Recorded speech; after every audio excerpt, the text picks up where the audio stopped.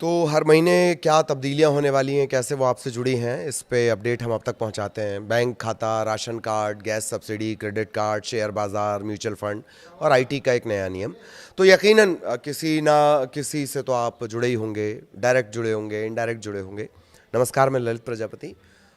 सबसे पहले बैंक खातों की बात कर ली जाए।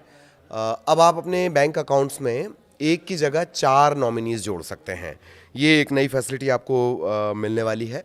4 नॉमिनी जोड़ पाएंगे और ये भी तय कर दिया गया है कि 4 नॉमिनी में से किसे आप कितना हिस्सा देंगे। आप याद करिए, जब भी आपको नॉमिनेशन देने के लिए बोला जाता है तो पूछा जाता है कि किसको कितना परसेंट देंगे।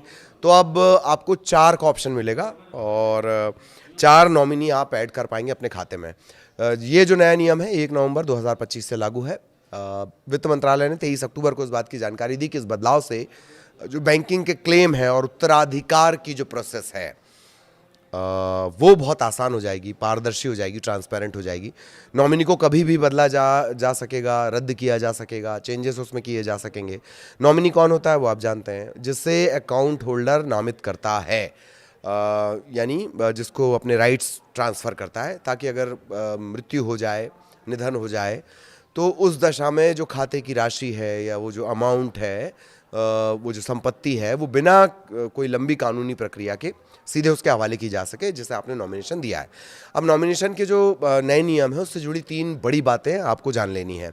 अकाउंट होल्डर्स नए नियमों के तहत अब 4 लोगों को नॉमिनी बना सकेंगे। पहले ये नहीं था, 4 की फैसिलिटी नहीं थी।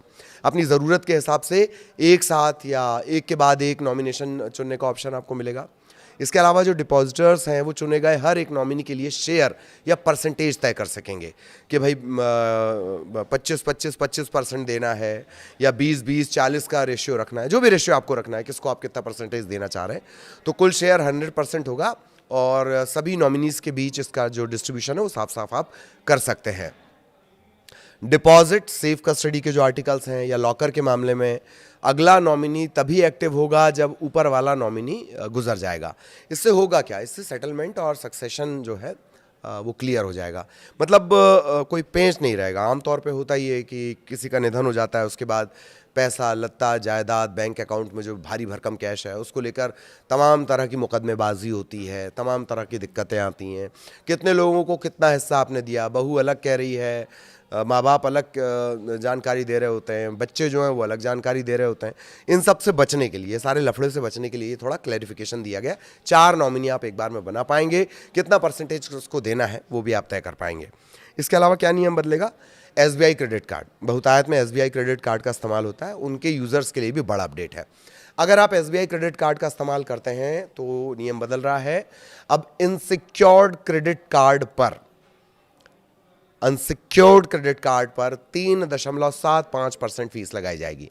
इसके अलावा अगर आप, बहुत सारे लोग करते हैं, जैसे क्रेड हो गया, चेक्यू हो गया, मोबीक्विक हो गया, इस तरह के जो थर्ड पार्टी ऐप्स हैं, इनके ज़रिए आप स्कूल या कॉलेज की फ़ीस चुकाते हैं तो आपको 1% अतिरिक्त फ़ीस इसमें और देनी होगी। 1% एक्स्ट्रा चार्ज लगेगा। अभी भी सर्विस चार्ज लगता है जब आप क्रेड वगैरह से या मोबीक्विक से या थर्ड पार्टी ऐप जो भी होते हैं उनसे जब आप पेमेंट करते हैं तो कुछ परसेंटेज लगता है, तो अब वो 1% देना होगा ये नए नियम के हिसाब से। अगर पेमेंट सीधे स्कूल की वेबसाइट पर करना है या उसकी पीओएस मशीन पे किया जाता है, आप स्कूल जाइए, पीओएस मशीन आप समझ रहे हैं जिस पे आप कार्ड स्वाइप करते हैं या उससे टच करते हैं, पॉइंट ऑन सेल इसे कहा जाता है। तो पीओएस मशीन से अगर आप करेंगे तो कोई अतिरिक्त चार्ज, एक्स्ट्रा चार्जेस नहीं लगेंगे। 1,000 रुपये से ज़्यादा पैसे वॉलेट में लोड करने पर भी 1% आपको टैक्स देना पड़ेगा, जबकि कार्ड से चेक भुगतान करने पर 200 रुपये का टैक्स आपको देना होगा, ये शुल्क होगा। तो अगर आप क्रेडिट कार्ड यूज़ करते हैं वो भी एसबीआई का, तो ये नए नियम जो अभी हमने आपको बताए हैं। बैंकिंग सेक्टर में भी बदलाव हो रहा है, नॉमिनी का हमने आपको बता ही दिया। इसके अलावा कुछ और बदलाव भी होने हैं। पब्लिक सेक्टर के बैंकों को कई नए अधिकार दिए जा रहे हैं, अथॉरिटी दी जा रही है। इनमें अब पीएसबी, पब्लिक सर्विस बैंक जो होते हैं, अपने उन शेयर, ब्याज, बॉन्ड, रिडम्पशन की जो रकम है उससे रकम को investor education and protection fund में ट्रांसफ़र कर सकेंगे। जिनका कोई दावेदार नहीं है उनकी रकम ट्रांसफ़र हो सकेगी। इसके अलावा सब्सटेंशियल इंटरेस्ट लिमिट को 1968 के बाद पहली बार 5 लाख रुपए से बढ़ाकर 2 करोड़ रुपए कर दिया गया। कोऑपरेटिव बैंकों में जो डायरेक्टर्स हैं, चेयरपर्सन और पूर्णकालिक डायरेक्टर, उसे छोड़कर इनका जो कार्यकाल है वो 8 से बढ़ाकर अब 10 साल कर दिया गया है। ये एक बड़ा बदलाव है। ठीक, लेकिन सिर्फ इतना ही नहीं बदल रहा है, इसके बारे में तो बहुत सारे लोगों ने आपको जानकारी दी है। 1 नवंबर से राशन कार्ड, गैस सिलेंडर, इससे जुड़े मोटा मोटी 4 नए नियम लागू किए जाने हैं। ये जो नियम होंगे आम जनता, खासकर गरीब और मध्यम वर्ग के लिए बहुत अहम होने वाले हैं। इन बदलाव से लाखों परिवारों के जो घरेलू बजट है उस पर सीधे असर पड़ेगा। क्यों असर पड़ेगा? अगर राशन कार्ड की बात कर ली जाए, हम बोलते हैं ना one nation one ration, one nation one ration के जो हितग्राही हैं वही 80 करोड़ के आसपास हैं, तो लार्जर पैमाने पर इसका असर पड़ेगा। तो नियमों का जो मकसद है वो ये है कि सरकारी मदद को थोड़ा पारदर्शी बनाना, ट्रांसपेरेंट बनाना और असरदार यानी इफेक्टिव बनाना। सरकार चाहती है कि योजना का लाभ जो है वो असल हकदारों तक पहुंचना चाहिए। इसीलिए राशन और रसोई गैस की जो वितरण की पॉलिसी है उसमें कुछ चेंजेस किए गए हैं। 1 नवंबर के बाद जो राशन कार्ड धारक हैं और गैस सिलेंडर के उपभोक्ता हैं उनसे जुड़े बदलाव लागू होने जा रहे हैं। राशन कार्ड का वेरिफिकेशन अब अनिवार्य हो जाएगा और गैस सिलेंडर सब्सिडी के लिए भी नए नियम है। आधार कार्ड की अनिवार्यता कंपलसरी। राशन पोर्टेबिलिटी सुविधा में सुधार किया जा रहा है। इन नियमों का असर क्या होगा इसके बारे में जान लीजिए। सभी को अपने राशन कार्ड का वेरिफिकेशन कराना जरूरी होगा और जिसका राशन कार्ड का वेरिफिकेशन नहीं होगा उसका कार्ड रद्द भी हो सकता है, मतलब फिर आपको लाभ नहीं मिलेगा। लोकसभा में ये जानकारी दी गई है कि सरकार गलत लाभार्थियों को हटाने के लिए, जो फर्जीवाड़ा कर रहे हैं उनको हटाने के लिए एक अभियान चलाया जा रहा है। लोगों को आधार कार्ड, पता, मोबाइल नंबर, ये तमाम चीज़ें अपडेट करना बहुत ज़रूरी हो जाएगा।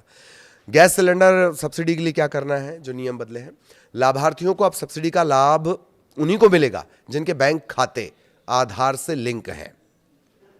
अगर आपका आधार और बैंक खाता लिंक नहीं है तो आपकी सब्सिडी रोकी जाएगी। सरकार जो सब्सिडी देती है कुछ सिलेंडर के बाद वो रोकी जा सकती है। सरकार का कहना यह है कि डिजिटल लिंकिंग से भ्रष्टाचार रोका जा सकेगा। आधार कार्ड की अनिवार्यता सरकार ने कर दी है। गैस सिलेंडर, राशन कार्ड, इनके लिए कंपलसरी कर दिया गया। राशन दुकान पर भी आधार के बिना राशन नहीं मिलेगा। राशन पे आप जाते हैं, वो बता देता है जो भी आपको सामान मिलना है, वहाँ पर भी आपको आधार दिखाना होगा। गैस एजेंसियों से एलपीजी सिलेंडर वितरण के नियम में भी सख्ती बरतने के लिए कहा गया है। राशन पोर्टेबिलिटी सुविधा में भी सुधार हो रहा है। पोर्टेबिलिटी सुविधा मतलब जो डिस्ट्रीब्यूशन सिस्टम होता है उसमें सुधार हो रहा है। One nation one ration card योजना के तहत अब देश के किसी भी हिस्से में जाकर राशन लिया जा सकता है, ये फैसिलिटी लागू है। One nation one ration card, इसके तहत लगभग 80 करोड़ NFSA लाभार्थी हैं जो कवर किए जाते हैं।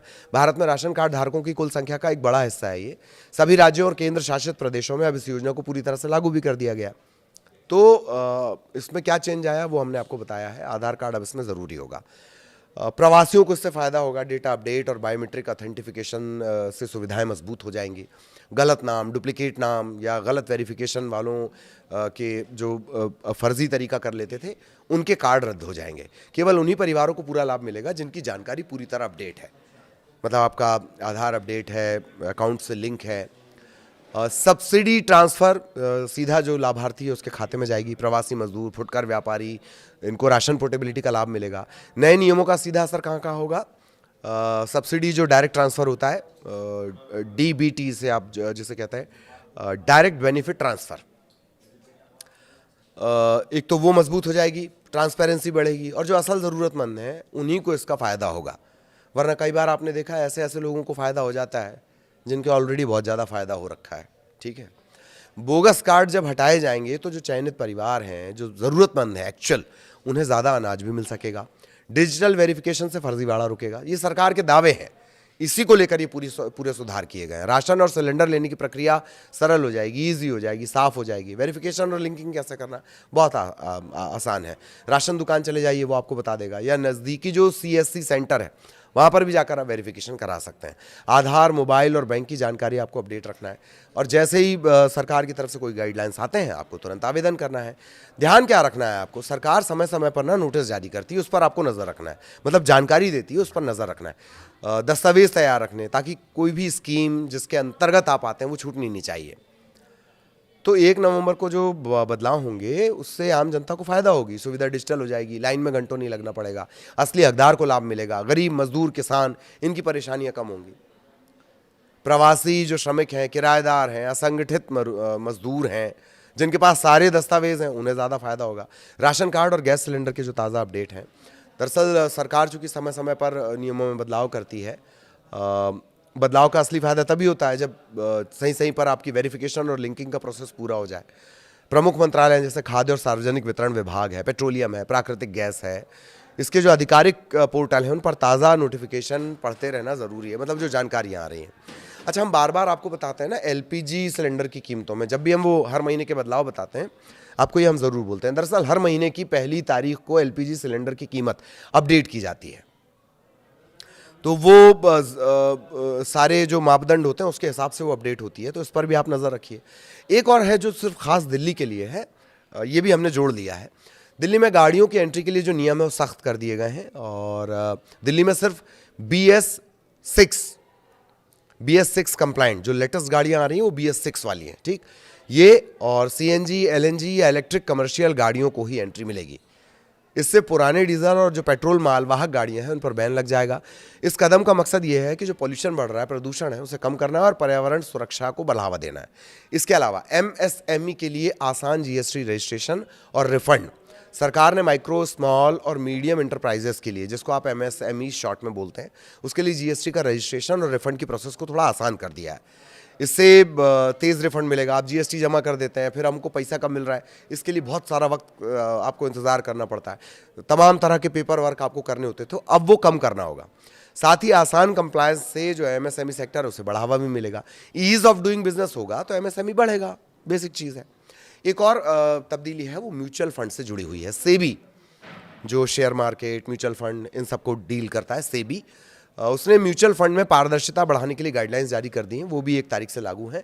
नए नियमों के तहत अगर किसी को AMC के अधिकारी, कर्मचारी या उसके रिश्तेदार 15 लाख रुपए से ज़्यादा का ट्रांजैक्शन करते हैं तो कंपनी को ये जानकारी अपने अनुपालन अधिकारी को देनी होगी, ठीक है। ये एक बड़ी तब्दीली आई है। और नया IT नियम, इंफॉर्मेशन टेक्नोलॉजी से जुड़ा एक नियम है। केंद्र सरकार ने IT रूल्स 2021 के तहत बड़ा बदलाव किया है। कंटेंट हटाने का आदेश सिर्फ उच्च स्तर के अधिकारी दे सकते हैं। पहले क्या होता था कि भाई जो छोटे मोटे अधिकारी हैं उनको ललित प्रजापति से प्रॉब्लम है, तो वो दबंगई पर उतर आए थे। पहले सोशल मीडिया कंपनियों को कोर्ट या सरकार के आदेश मिलते ही अवैध कंटेंट हटाना होता था। इसके कारण कई बार जो निचले स्तर का अधिकारी है वो बिना स्पष्ट कारण बताए पोस्ट हटाने का आदेश दे देता था। अब ऐसा नहीं होगा।